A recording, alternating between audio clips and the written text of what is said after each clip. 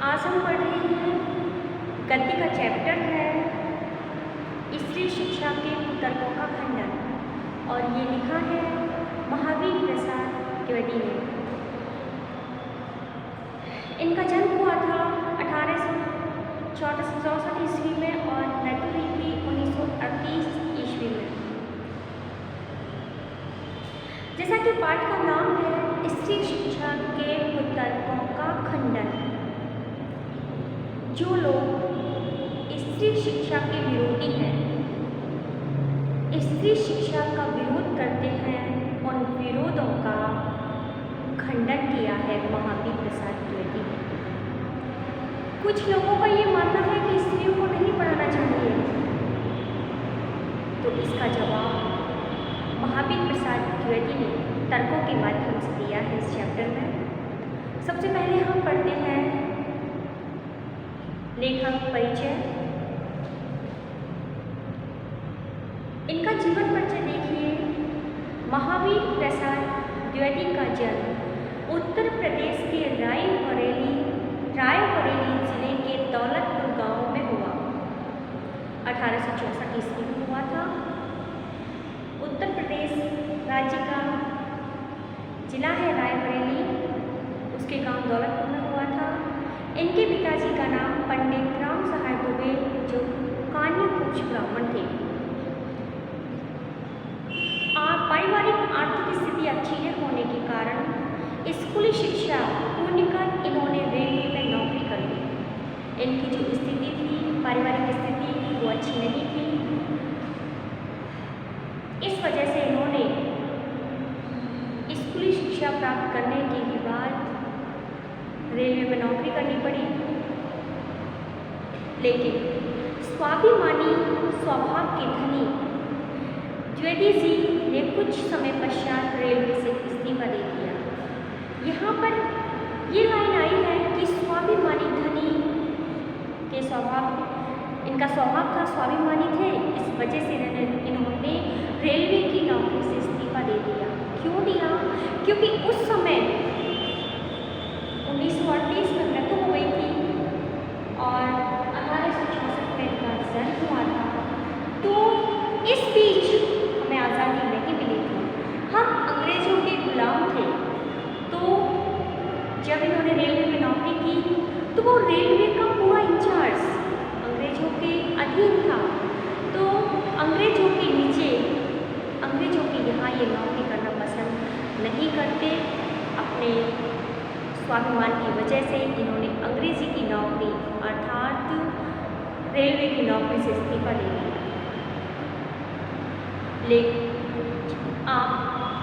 सन 1903 से लेकर 1920 तक सरस्वती पत्रिका के संपादन से जुड़े रहे। सरस्वती पत्रिका थी जिसका संपादन इन्होंने किया था। 1938 ईस्वी में महावीर प्रसाद द्विवेदी का निधन हो गया। महावीर प्रसाद द्विवेदी प्रखर व्यक्तित्व एवं बहुमुखी प्रतिभा के धनी साहित्यकार थे। ये प्रखर व्यक्तित्व का मतलब होता है पर्सनैलिटी, और प्रखर का मतलब होता है अच्छी पर्सनैलिटी थी इनकी, बहुत सुंदर थे। और बहुमुखी प्रतिभा का मतलब होता है टैलेंट, और बहुमुखी का मतलब होता है कि इन्होंने सिर्फ गद्यांश ही नहीं लिखा था, बहुमुखी अलग अलग क्षेत्रों में ज्ञान अर्जित होना। और ये साहित्यकार थे बहुत अच्छे। द्विवेदी कवि भी थे। समालोचक होता है जो किसी बात को तर्क के माध्यम से उसको गलत या सही साबित करना। निबंधकार थे, संपादक थे, भाषा वैज्ञानिक थे। भाषा वैज्ञानिक का मतलब होता है किसी भाषा के ऊपर अच्छी पकड़ होना, एक भाषा का पूरी तरह से ज्ञान होना। इतिहासकार, अर्थशास्त्री आदि विविध रूपों में उभर कर सामने आए। इन्होंने गद्यांश के अंदर भी कई टाइप होते हैं, तो गद्यांश में इन्होंने निबंध अच्छा लिखा, संपादन कार्य भी किया था। भाषा विज्ञान, भाषा के ऊपर इनकी अच्छी पकड़ थी। इतिहासकार भी थे, अर्थशास्त्री भी थे। इन्होंने 1903 से लेकर 1920 तक सरस्वती के संपादक रहते हुए हिंदी व्याकरण एवं वर्तनी के नियम स्थिर करके हिंदी गद्य की भाषा का परिष्कार किया।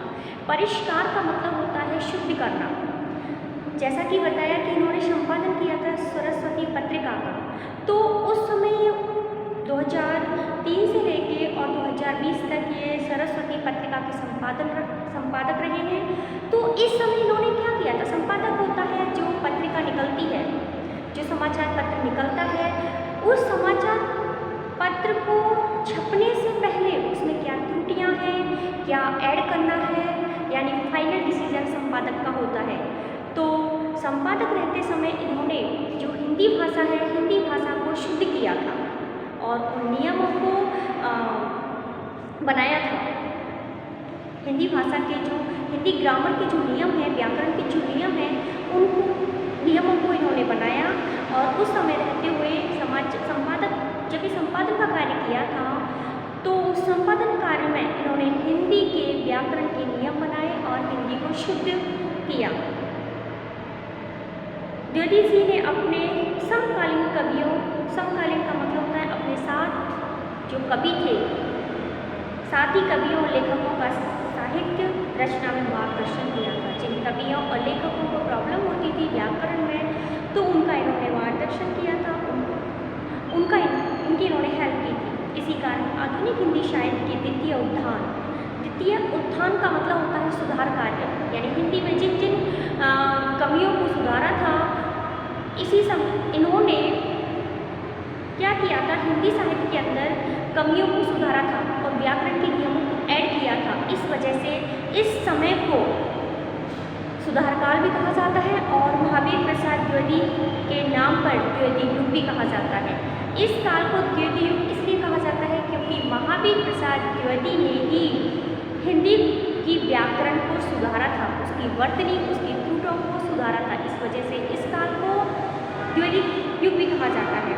इनके प्रयासों से ही खड़ी बोली काव्य की भाषा के रूप में प्रतिष्ठित हुई। प्रतिष्ठित का मतलब है उसको ऐड किया गया था। इन्हीं की वजह से जो खड़ी बोली है उसको भाषा का रूप मिला था। द्विवेदी जी ने भारतीय जातीय परंपरा का समालोचनात्मक दृष्टि से गहन अध्ययन एवं प्रासंगिक विवेक संबद्ध परंपराओं का समर्थन कर रूढ़ियों का विरोध किया है। इनके लेखन में सरल, सुबोधता और परिनिष्ठता के गुण झलकते हैं। इन्होंने अपने काव्य में जो हमारे भारत की जातीय परंपरा है, हमारे भारत में जो जातिवाद है, उसको देखा, उसके बारे में लोगों को बताया कि जातिवाद नहीं होना चाहिए। और इन्होंने अपने विवेक से जो हमारे देश की चली आ रही रूढ़ियाँ हैं, रूढ़ियों का मतलब होता है एक तरह से परंपराएं हो गई, जिनको हम जैसे पर्दा प्रथा एक रूढ़ी है, तो इन रूढ़ियों का उन्होंने अपने विवेक से, अपनी समझ से, अपने साहित्य में विरोध किया है। अब देखिए इनकी रचनाएं हैं। मौलिक रचनाएं, मौलिक रचनाओं का मतलब होता है मूल रचनाएं, जो रचनाएं इन्होंने लिखी हैं वो रचनाएं हैं काव्य मंजूषा, सुमन, अवला विलाप, कान्यकुब्ज, कविता कलाप। और इनकी काव्य हैं अद्भुत आलाप, संपत्ति शास्त्र, महिला मोद, रसज्ञ रंजन, साहित्य सीकर, ये गद्य हैं। और जो फर्स्ट थे जो काव्य मंजूषा, सुमन, अवला विलाप, काव्य कविता कलाप, ये इनके काव्य हैं यानी पद्य भाग हैं।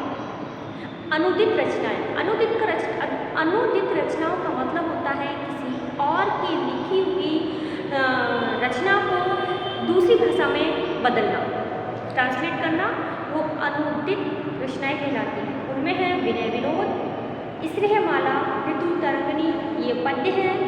भामिनी विलास, रघुवंश, रैनी संहार, वेकन विचार, रत्नावली, स्वाधीनता, ये इनकी गद्य रचनाएं हैं। ये रचनाएं अनुदित हैं यानी किसी और के द्वारा लिखी गई थी, इन्होंने उसका हिंदी में अनुवाद किया है। चैप्टर स्टार्ट हो रहा है। ये जो चैप्टर है वो निबंध से लिया गया है, निबंध का अंश है।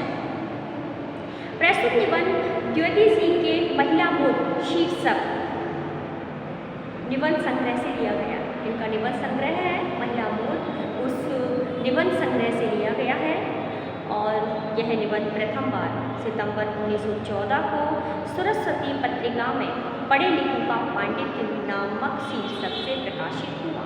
यानी इनकी जो पत्रिका थी सरस्वती पत्रिका, उस पत्रिका में जो हम आज निबंध पढ़ रहे हैं, आज जो हम पढ़ रहे हैं उसका शीर्षक तो है स्त्री शिक्षा के विरुद्ध कुतर्कों का खंडन, लेकिन उस समय इसका शीर्षक था पढ़े लिखों का पांडित्य। इस शीर्षक से ये छपी थी। 21वीं शताब्दी में पुरुष स्त्रियां शिक्षा, हम 21वीं शताब्दी में जी रहे हैं और 21वीं शताब्दी में स्त्रियां शिक्षा, विज्ञान, सरकारी सेवा, निजी क्षेत्र, व्यापार एवं वाणिज्य सहित सभी क्षेत्रों में पुरुषों से कंधा मिलाकर समाज के निर्माण और विकास में अपना योगदान दे रही हैं। लेखक बता रहे हैं कि आज हमारे भारत की स्त्रियां, हम 21वीं शताब्दी में जी रहे हैं, तो स्त्री, लड़की, औरत न केवल घर को ही संभाल रही है बल्कि हर क्षेत्र में पुरुष से कंधा मिलाकर काम कर रही है, चाहे वो क्षेत्र निजी कार्य का हो, प्राइवेट संस्थाएं हो, चाहे वो गवर्नमेंट संस्थाएं हो। लेकिन इस स्थिति में पहुंचने के लिए स्त्री शिक्षा के पक्षधर सुधारकों को पुरुष प्रधान एवं रूढ़िवादी समाज से कड़ा संघर्ष करना पड़ा। आज हमारे भारत में हर क्षेत्र में लड़की के बराबर कार्य कर रही है, हर क्षेत्र में वो काम कर रही है। तो उस लड़की को इस क्षेत्र में पहुंचाने के लिए जिन्होंने भी अपनी बच्ची को, अपनी बहू को, अपनी बेटियों को उस काबिल बनाया, तो इस जगह पर पहुंचाने के लिए उन लोगों को बहुत कड़ा संघर्ष करना पड़ा। क्यों? क्योंकि हमारा भारत पुरुष प्रधान देश है और यहाँ पर हमारी जो समाज है वो रूढ़िवाद है। हमारा समाज पहली परंपराओं से जुड़ा हुआ है, जैसे कि आज भी चाहे कलेक्टर क्यों ना हो लेडीज़, लेकिन ससुराल में वो पर्दा ही करती है, तो ये पर्दा प्रथा भी रूढ़िवाद है। अगर कोई पढ़ी लिखी ससुराल में जाके पर्दे को हटाती है तो परंपराओं का उल्लंघन माना जाता है कि ये तो हमारी संस्कृति को नहीं अपना रही है, इसमें कोई गुण नहीं है। तो आज भी पुरानी सोच को बदलना बहुत मुश्किल है और जो इस पुरानी परंपरा को बदलता है उसको समाज के विरोध का सामना करना पड़ता है। आगे देखिए, प्रस्तुत निबंध स्त्री शिक्षा को समाज एवं परिवार के विघटन एवं पतन के लिए जिम्मेदार ठहराने वाली। विघटन का मतलब होता है परिवार को तोड़ना और पतन का मतलब है नष्ट कर देना। यानी इस निबंध में ये बताया गया है कि स्त्री शिक्षा को समाज, पढ़ी लिखी लड़की को समाज और परिवार के तोड़ने का कारण बताया जाता है कि अगर लड़की पढ़ी लिखी होगी या पढ़ी लिखी बहू लेकर आएंगे तो वो अलग हो जाएगी, परिवार को अलग कर देगी या फिर परिवार के पतन का कारण बनती है, परिवार के खत्म होने का कारण बनती है।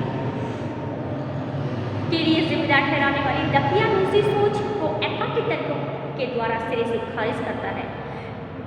ये जो लेखक है वो लेखक जो लोग ये मानते हैं कि पढ़ी लिखी लड़की समाज में परिवार को तोड़ने का काम करती है, परिवार को नष्ट करने का काम करती है, तो ऐसी सोच वाले लोगों का इन्होंने तर्कों के माध्यम से उनका खंडन किया है, उनका विरोध किया है, उन बातों को स्पष्ट किया है कि ऐसा नहीं होता है।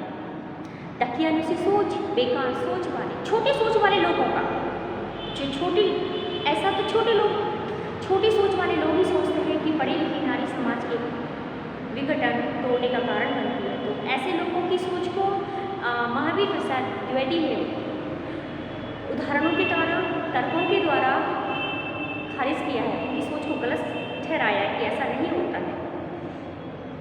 साथ ही इसमें इन दकियानूसी एवं अप्रासंगिक परंपराओं के अंधाधुंधकरण के बजाय विवेक सम्मत एवं तर्कपूर्ण परंपराओं को ही ग्रहण करने की बात कही गई है। इस चैप्टर में ये बताया है कि ऐसा नहीं है कि हमारी जो परंपराएं स्टार्टिंग से चली आ रही हैं वो गलत है, नहीं, सारी ही परंपराएं गलत नहीं हो सकती। हमें अपनी सोच के द्वारा, अपनी समझ के द्वारा ऐसी परंपरा, ऐसी रूढ़ी जिससे हमारा फ्यूचर अच्छा होता है, हमारा भविष्य होता है, हमें एक मार्गदर्शन मिलता है। ऐसी बातों को हमें अपनाना चाहिए और जिन बातों से हमारा परिवार, हमारे बच्चों का परिवार खराब होता है, ऐसी रूढ़ी को हमें नहीं अपनाना चाहिए। भाषा शैली, इसकी जो भाषा की जो शैली है, भाषा का जो तरीका है, वो हिंदी के द्विवेदी युगीन गद्य की एक वानगी प्रस्तुत करता है। यानी महावीर प्रसाद द्विवेदी की जो भाषा है उसको यहाँ पे प्रस्तुत करता है। उदाहरण प्रस्तुत है। अच्छा, तो हम आज के लिए इतना ही, कल से चैप्टर स्टार्ट करेंगे। धन्यवाद।